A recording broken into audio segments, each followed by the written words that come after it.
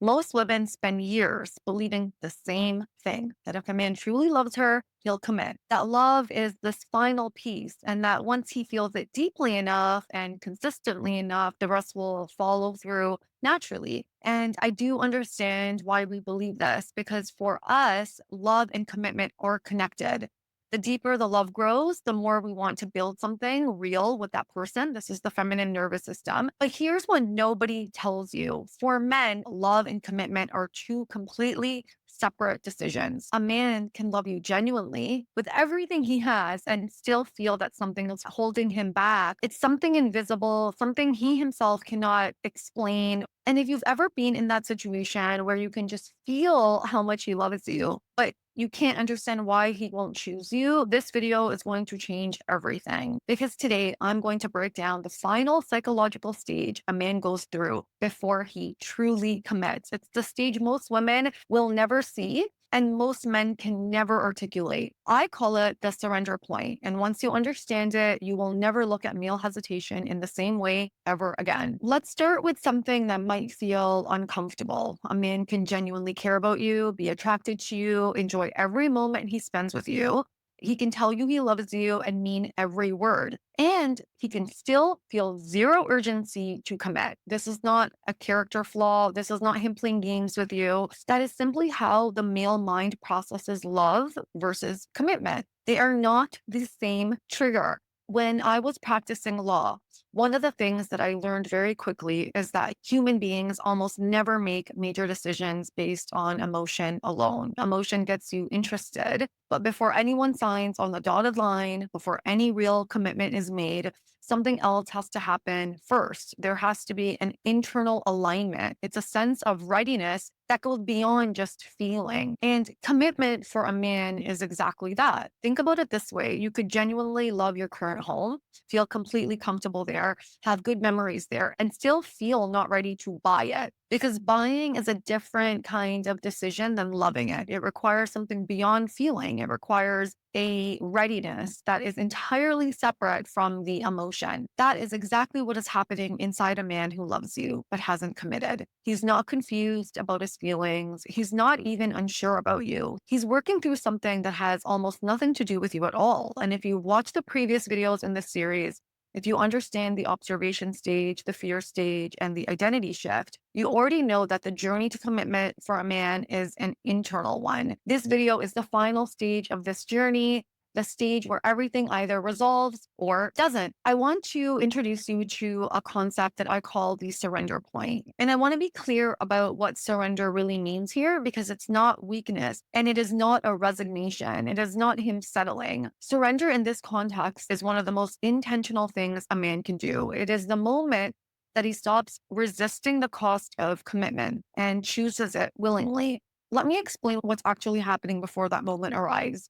Before a man can reach this surrender point, there are three internal conversations running inside of him, sometimes consciously, more often not. The first is about identity. What does he need to become to keep this working? Commitment doesn't just ask a man, do you want her? It also asks, can you be the man that this relationship requires? That is a completely different question. And until he has an internal answer to that, until he feels a sense of alignment between who he is right now and who this commitment is asking him to be, that tension will keep him hesitant. The second is about options. The masculine mind is deeply attached to optionality, and not because men are bad people, but because options feel like safety for the masculine nervous system. And commitment at its core is a man voluntarily choosing to close all doors. It's him choosing one path and accepting that other paths will close behind him.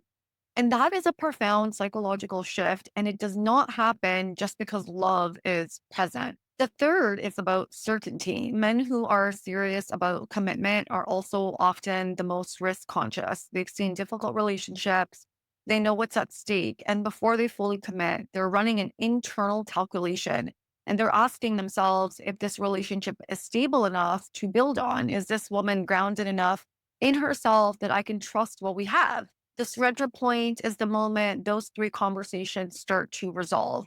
And not perfectly, life is never perfect, but enough.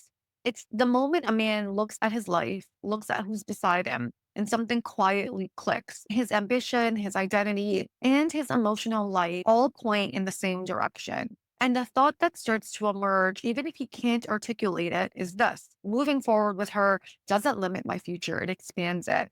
She is not a distraction from who I'm becoming, she's actually a part of it. That is the surrender point. And that internal realization is the real turning point, not the love, the alignment. Now, here's the point that I think will genuinely reframe everything, because men fall in love at the beginning, but men will commit at the end. Early in a relationship, a man experiences something that looks and feels very much like certainty, intensity. He pursues her, he shows up consistently, he seems completely sure about you. And women, we often interpret this intensity as him falling in love. But that initial intensity, that infatuation, it's just chemistry. It's that exciting beginning of something. It is not the same as the deep chosen commitment that makes a man build a life with you. Real commitment, the kind that lasts, comes later, after reality has set in, after he's seen you on a bad day, after he's watched how you handle conflict, disappointment, uncertainty, after the initial high has faded, and what's left is just you, just the real, three-dimensional, imperfect, beautifully human that you are. And if he's still there, if he's choosing you after all that, that choice is worth infinitely more than intensity of the beginning. This is why the feminine nervous system panics at exactly the wrong moment. As the intensity fades, he gets quieter, he seems less certain, and something inside of us starts to interpret that as the relationship is dying. The feminine nervous system interprets that as rejection, as him losing interest. But actually, that is often the moment that real love is starting to form. Because what is happening in that quieter period is not a loss of feeling. It's a shift from infatuation to something much deeper. He's moving from this fantasy of who you could be to the reality of who you are. And that tension requires him to move through everything I described: the identity tension, the options question, even the risk calculation. And this is not a red flag, that is the process. Now, here is the critical piece: most men do not reach the surrender point because they've been talked into or convinced or pressured. They reach it because the internal math starts to change. And the internal math changes in one specific way. At first, the question running inside him is, what do I lose if I commit? Loss of freedom, loss of options, loss of flexibility, loss of the ability to disappear into my own world without consequence. But there comes a moment, and this is the moment where a different question starts running. What do I lose if I don't? What does life actually look like without her? And if he's truly attached, if she has truly become part of his inner world, that question creates what psychologists call the endowment effect. We value things more once we experience them as part of our life. When a woman is no longer just a woman he's dating, she has now become an integral part of how we experience his own existence. And when he truly feels the weight of what losing her would mean, that's when the resistance softens. And that is when the surrender point arrives. Now, let's talk about what delays this process or derails it entirely. Because there are two patterns that I consistently see in the women that I work with, and honestly, even in myself. And both of them come from the same place. The feminine nervous system is wired to seek certainty. When something feels undefined or unsafe, it reaches for resolution. And when a relationship feels uncertain, that instinct within us kicks in hard. So the first pattern is over accommodation. This is when, as women, we sense that he's hesitant, and instead of holding our standard, we become easier, more available, we become more understanding, and we start to accept less. We overgive, and we keep the relationship alive almost entirely on our own energy. And I understand this completely, because the feminine nervous system is telling us, if I make this easier, if I remove the friction, he'll feel safe enough to commit. But here's what actually happens: when the feminine energy over accommodates, it removes the very thing that creates urgency in a man's mind, the felt sense that this connection isn't guaranteed. If he gets closeness, intimacy, emotional support without any real definition, without any real stakes, His nervous system has no reason to resolve this tension. The status quo becomes comfortable, and the status quo works for men.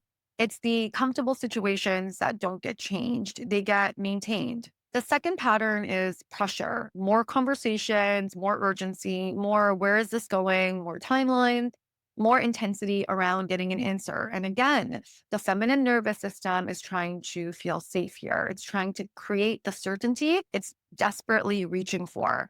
But what pressure does psychologically is it triggers reactance in a man. The moment a man feels like commitment is being demanded of him, it stops feeling like a choice and starts feeling like a trap.